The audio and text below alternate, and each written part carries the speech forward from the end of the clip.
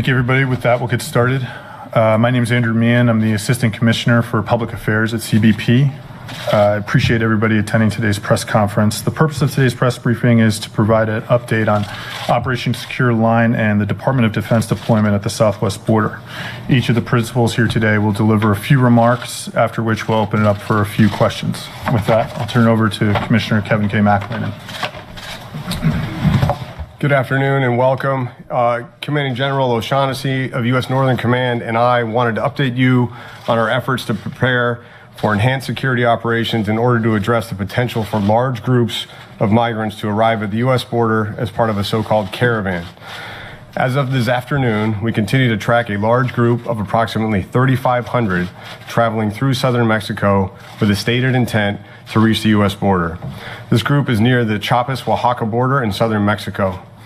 We're also aware of a second large group of migrants at the Ciudad Hidalgo border crossing between Guatemala and Mexico. Size estimates for the second group are around 3,000 as well. To put these numbers in context, we are already facing a border security and humanitarian crisis at our southwest border. Each day, on average, for the last 3 weeks, CBP has encountered a combination of almost 1,900 persons apprehended crossing our border illegally or presenting without documents at ports of entry. Over half of these arrivals have been made up of family units and unaccompanied children who have placed themselves in the hands of violent human smugglers, paying $7,000 per person to make the journey. They're incentivized to try to cross by our border by the gaps in our legal framework and the expectation that they will be allowed to stay. This means that at any given moment, there are tens of thousands of intending migrants between the Guatemala border and the U.S. border moving toward us at any given time. Within that flow, and included, are about 17,000 criminals last year, along with hardened smugglers and people from over 100 countries around the world. And our immigration system is unable to effectively process and repatriate those without the right to remain in the United States due to extensive backlogs in our courts and court restrictions on detaining people through their immigration proceedings. What is new and challenging about this caravan phenomenon is the formation of multiple large groups which present unique safety and border security threats. For the two large groups that we're following, we have already seen the first one make unlawful entry across 2 international borders, and the second, still in Guatemala, has deployed violent and dangerous tactics against both Guatemalan and Mexican border security teams. Accordingly, we are preparing for the contingency of a large group of arriving persons intending to enter the United States in the next several weeks. Our message to the organizers and participants of this caravan is simple. As the President and Secretary Nielsen have made clear, we will not allow a large group to enter the United States in an unsafe and unlawful manner.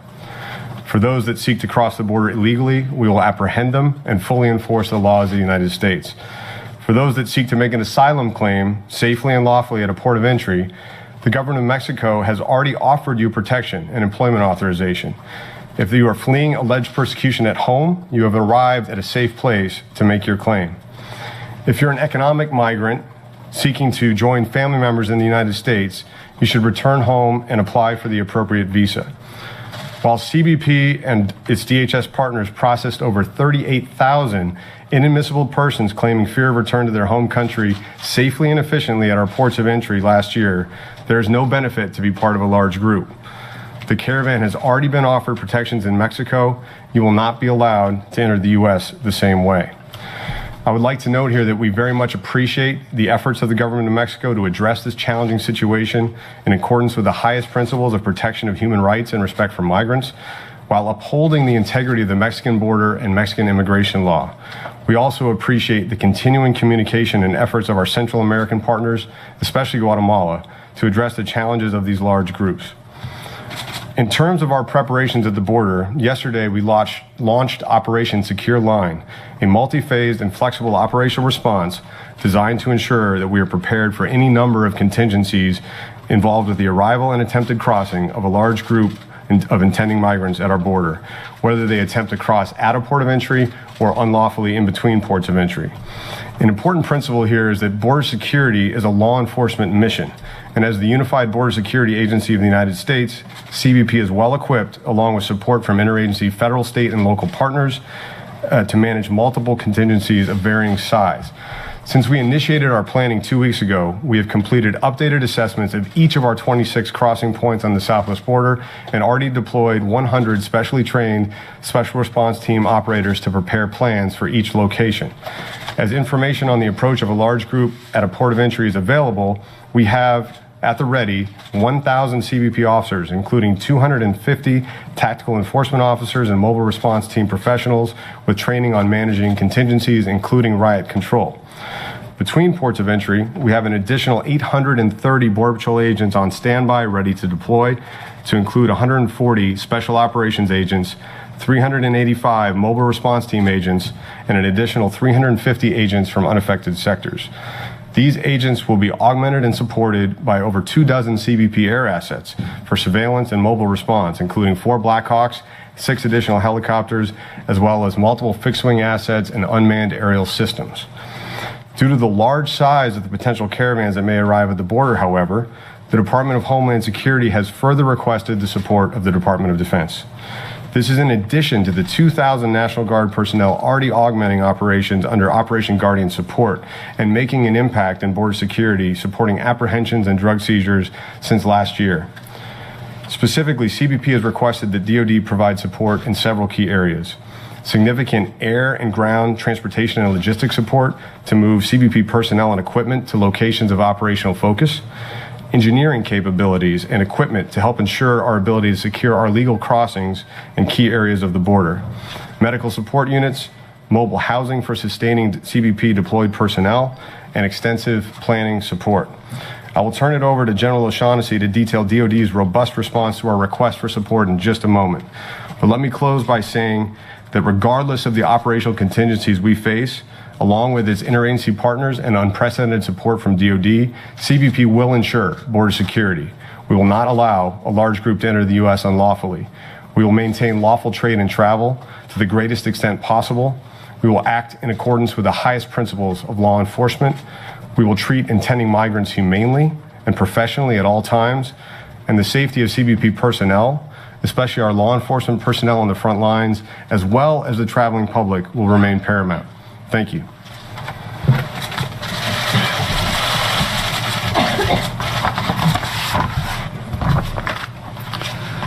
Well, thank you, Commissioner McElwain, for the partnership and the opportunity today to speak about how U.S. Northern Command, as the operational command for the Department of Defense forces, is providing mission-enhancing capabilities to the Department of Homeland Security and U.S. Customs and Border Protection to harden the southern border. DoD has a long history of supporting DHS, and now, more than ever, U.S. Northern Command has a well-established relationship with the Department of Homeland Security. Examples include the recent support for Hurricane Michael, Hurricane Florence, our cybersecurity initiatives, and our critical infrastructure protection that we're doing with the Department of Homeland Security.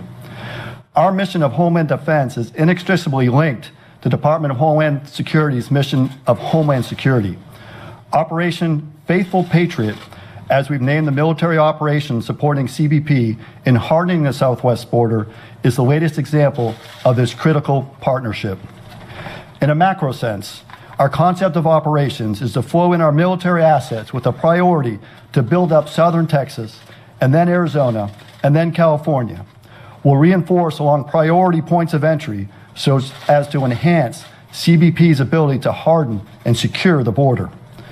The specific request for assistance is for the active duty military to enhance the capacity and capabilities of CBP by providing robust military capabilities. Our first level of effort with CBP will be to harden the points of entry and address key gaps in areas around the points of entry. And here's a list of just some of the capability that we're bringing. First, the U.S. Army Corps of Engineers. They bring amazing expertise earned through years of experience under challenging conditions, including the current work of building the border wall. We're also bringing 3 highly experienced and capable combat engineering battalions with expertise in building temporary vehicle barriers, fencing, and are bringing them in with heavy equipment, which as we speak right now is line hauling towards Texas. We're bringing military planning teams that are already actively engaged with their CBP counterparts. We've integrated command and control capabilities. We're working with our aviation, engineering, medical, and logistic resources to bring them to bear. We're bringing 3 medium-lift helicopter companies in. These are aircraft equipped with the latest technology. They're enhanced with optics. They have MVGs. They have sensors that will allow them to operate at night and be able to provide assistance to bring our CBP personnel exactly where they need to be, regardless of the conditions. We'll be able to spot and identify groups and rapidly deploy CBP personnel where they're needed. The helicopters will ensure the CBP agents can arrive in the most austere locations. They can fast rope down if they need to. They can conduct and work their law enforcement activities. These aircraft will also ensure those agents needing medical assistance will be able to get that assistance when required. In addition, we're bringing military police units. We're bringing strategic airlift to bear. As we sit right now, we have 3 C-130s and a C-17 that is ready to deploy CBP personnel wherever they need to be at any time. We have deployable medical units. We have the logistical support. We have command posts. We're bringing again command posts so we can combine with CBP, and we have combined command posts where our operational commanders will be working side by side to integrate our efforts. And make no mistakes, as we sit right here today, we have about 800 soldiers that are on their way to Texas right now. They're coming from Fort Campbell. They're coming from Fort Knox. They're moving closer to the border. They're going to continue their training, and they're ready to deploy to be actually employed on the border. We're deploying aviation assets that can quickly transport our CBP personnel. But it isn't just the men and equipment and the soldiers that we're bringing. We've already brought critical material, and it's already in place. We have enough concertina wire to cover up to 22 miles already deployed, already to the border. We have additional concertina wire that we can string with over 150 miles available. Additionally, working at where the reinforcements are needed so we can get it exactly where CBP wants us to put it. By the end of this week, we will deploy over 5,200 soldiers to the southwest border. That is just the start of this operation. We'll continue to adjust the numbers and inform you of those, but please know that's in addition to the 2,092 that are already employed from our National Guard Operation Guardian support that's been so effective. And my final point I'd like to stress is that everything I've discussed here fully adheres to our current authorities and governed by law and policy. We know border security is national security, and the U.S. military will advance CBP's capability to harden the border. Department of Defense is already and will continue to provide support to CBP to secure the border. Thank you. With that, we'll open it up for a few questions. Tara? Thank you. General O'Shaughnessy, Tara Kopp with Military Times. A couple of questions, sir. First, why weren't National Guard forces used instead, since it's typically a state governor role to bring those troops to the border? Secondly, how will you ensure that the active duty forces along the border will be operating in compliance with Posse Comitatus, and will those forces be armed? Thank you. Yeah, thanks for those questions. First, to be clear, Operation Guardian Support continues on. 2,092 National Guardsmen employed right now under the governor's authority. That will continue. This effort, Faithful Patriot, is complementary to that effort, but brings additional capability and capacity to help CBP. With respect to Posse Comitatus, everything that we are doing is in line with and adherence to Posse Comitatus. But sir, why not use the National Guard forces? And will the forces, the active duty troops on their way, will those soldiers be armed? To be clear, we are using the National Guard forces, and that's under Operation Guardian Support, very effectively being employed as we speak right now. We're bringing additional capability with Title X forces under Faithful Patriot. We have the authority given to us by Secretary Mattis. The units that are normally assigned weapons, they are in fact deploying with weapons. Ann Flaherty with ABC News. My question is for the CBP Commissioner. You're talking about a caravan that's already dwindled down to 3,500 people. The last caravan eventually dwindled down to only 400 people by the time it reached the border. And yet you're talking about numbers for the active duty military that would be double that. Why do you feel that this is necessary? And is this a political move shortly before the election? Yeah, this group is very large. 3,500 is much larger than the Via Crucis caravan or caravans we've seen in the past. We do see other large groups forming. Again, there's 3,000 or so at the Guatemala-Mexico border now, hoping to join up with the lead group. We do see other caravans forming in El Salvador and elsewhere in Central America. So we've got to be prepared for the potential arrival of a very large group. And because of the size, we want to be able to handle it effectively and safely. What we saw when this group crossed the Honduras-Guatemala borders, they did it very forcefully. They pushed past the Guatemalan security forces. Even more risky was on the Guatemala-Mexico border, where it was a combination of near rioting on the bridge and then crossing illegally the Rio Suchate. So we saw those tactics, which are different than we've seen in past large groups, and we want to be ready for that. And we think this opportunity to harden our ports of entry, to be ready for mobile deployment between ports, is a better way to prepare for the potential arrival of a large group like this. And do you see this move as political to assuage voters that might be concerned about these caravans? No, this is a law enforcement operation from CBP's perspective, and we partner with DoD all the time to help secure our border. Next question for the Commissioner. For foreign nationals who reach American soil and attempt to exercise their legal right to seek asylum in the United States, how do you plan to proceed? Yeah, under existing law and policy, we'll process people that we apprehend crossing illegally or arriving and presenting lawfully but without documents at our ports of entry the same way we're doing currently. Will be taken into custody, not returned to Mexico? That's an ongoing conversation on how we best handle that group. If they come as a large group, we are talking with Mexico. We're also considering all potential options in terms of administration authority. Geneva. Commissioner, where are the Geneva CNN? Can you tell me where the Border Patrol additional services are coming from? Are any coming from the northern border or other areas around the country? Yes. So first of all, I mentioned the special operations groups. This is the Border Patrol Tactical Unit, the Border Patrol Search, Trauma, and Rescue Teams. That's a significant portion of the mobile troops. We also have agents identified as members of mobile response teams that come from sectors all over the country. And then because the northern border sectors aren't directly affected by a potential caravan arrival, we would potentially pull a few hundred agents from the northern border if we saw the need for a full-scale operation. Is that happening in this first part, or is that potentially in the future? That's potentially in a future phase as a caravan gets closer and depending on the size of the caravan.